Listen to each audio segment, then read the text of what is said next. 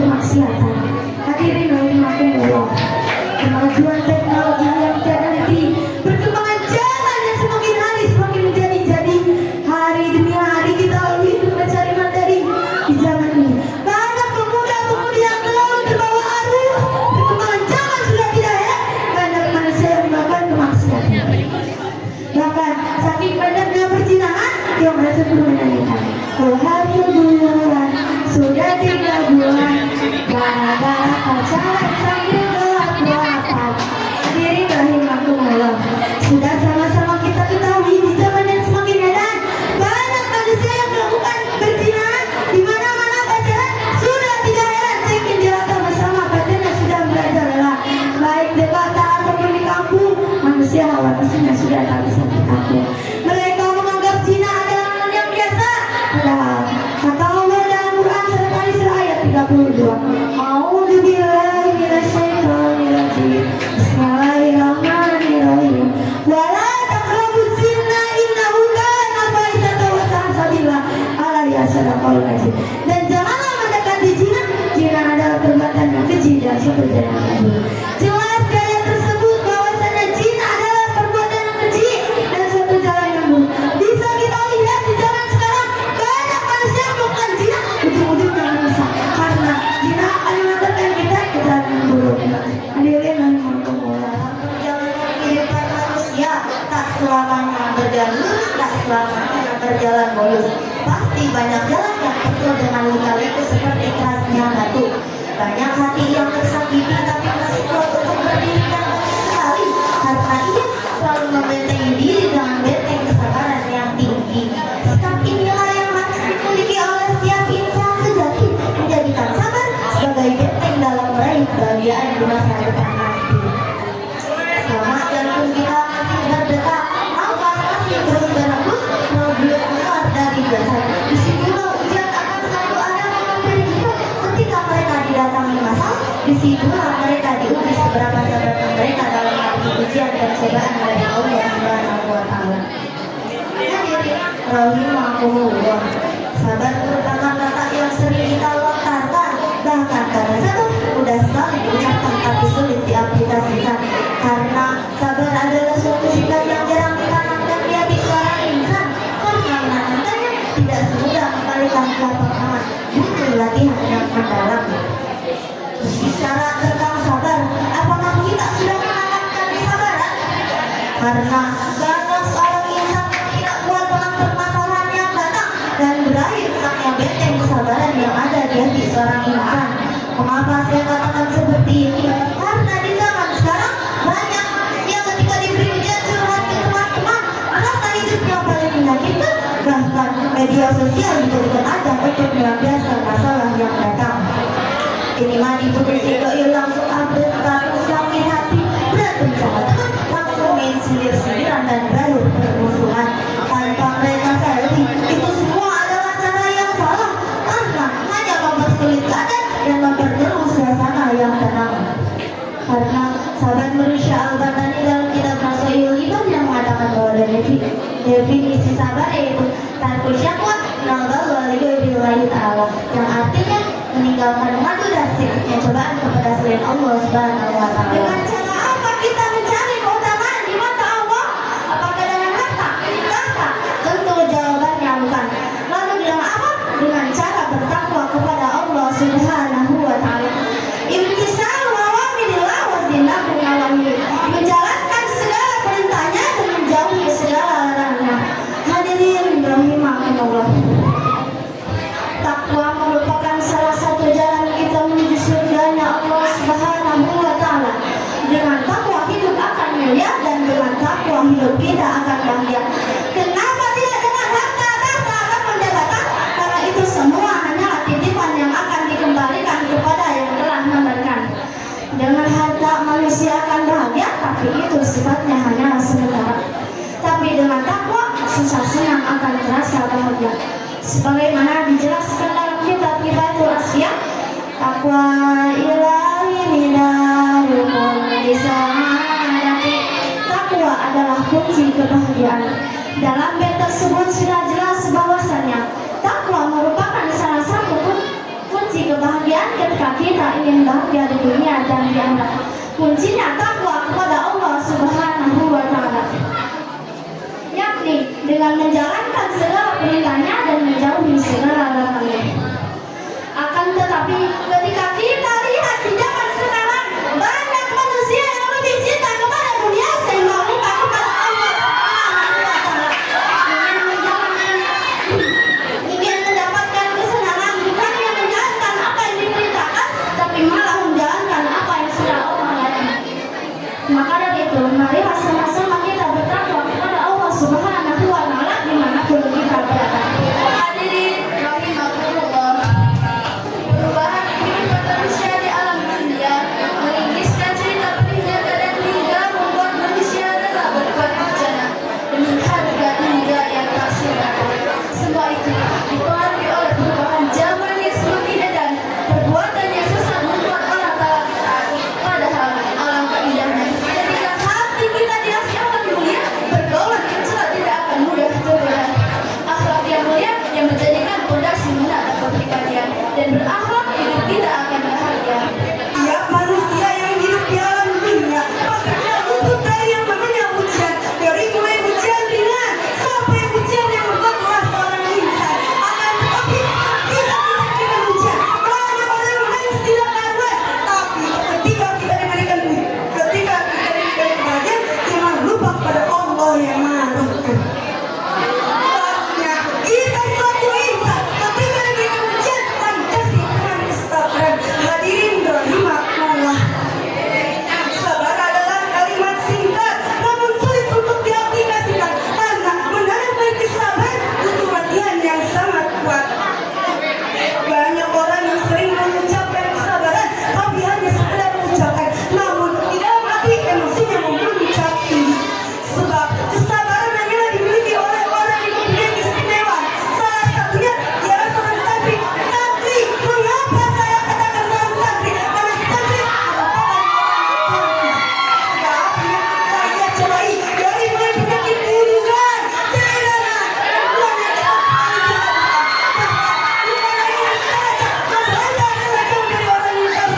dari keluarga, dari orang tua, karena ingat memperjuangkan agama Allah yang Maha Rahman. Namun jika kita renungkan, ada seseorang yang dengan ujiannya lebih sadis, lebih tragis, bahkan kita yang mendengarnya akan merindisi. Siapakah seseorang itu? Siapa lagi jika bukan seorang nabi?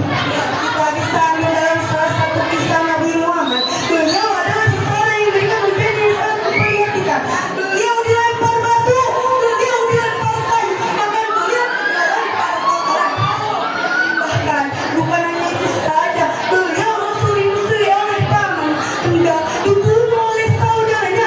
Meskipun pedihnya ujian yang diberikan kepada para nabi, maka pada ujian yang begitu berat adalah seorang nabi.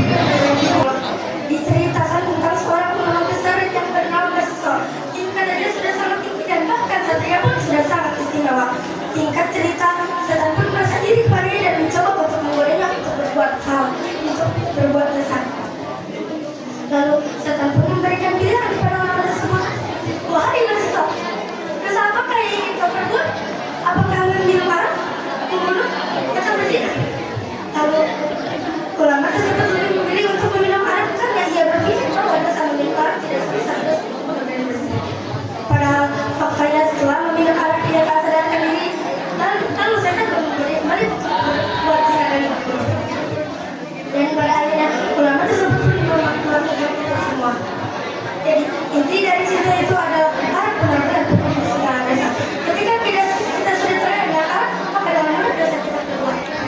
Hadirin rahimakumullah, dengan adanya ilmu. Jika kita tidak punya ilmu, kita tak tahu cara membaca, mengumpul segala makna, rukun adab dan lain sebagainya. Namun di zaman sekarang banyak orang-orang di luar sana yang tidak peduli punya ilmu. Terkadang masih banyak sekali orang-orang yang tidak mempunyai ilmu, baik itu ilmu agama atau ilmu yang lainnya. Ada pula orang yang mempunyai ilmu tapi dapat didahului. Karena kenapa? Karena ada penyakit dalam dirinya, seperti seorang ketika dia memiliki ilmu tidak ingat bahwasanya dia bisa karena siapa, bisa membaca dan menulis itu karena siapa, itu karakter sang guru. Bahkan ada satu cerita dijelaskan dalam kitab Al-Biya itu Imam Ibnu Malik. Beliau memiliki guru yang bernama Imam Ibnu Malik. Dalam ceritanya tersebut, beliau sangat pintar sampai-sampai dia bisa menikasi nama gurunya menjadi seribu. Bahkan beliau juga bisa mengarang tanpa manusia karena sudah tertulis dalam pikirannya. Namun ia malah merendahkan gurunya sehingga giliran selanjutnya hilang. Makanya kita jangan sampai merendahkan apalagi kepada saja saya telah memberikan mengorbankan sebagaimana Allah Subhanahu wa taala berfirman pada surat Al-Mujadalah ayat 11. A'udzubillahi minasyaitonir rajim. Bismillahirrahmanirrahim. Wa idza sujudu fasjudu ya fa'ilul ladzina amanu walladzina utul ilma darajat wallahu bima ta'malun. Al-ayat 1. Yang artinya, dan apabila dikatakan berdirilah kamu, maka berdirilah, niscaya Allah akan mengangkat derajat orang-orang beriman di antaramu dan orang-orang yang beriman dengan derajat, dan Allah Maha Mengerti terhadap apa yang kamu kerjakan. Sebagaimana ada dalam syairan, guru yang telah memberikanmu kepada yang guru, jangan senang lupa atas jasa-jasanya yang dapatkan di dunia.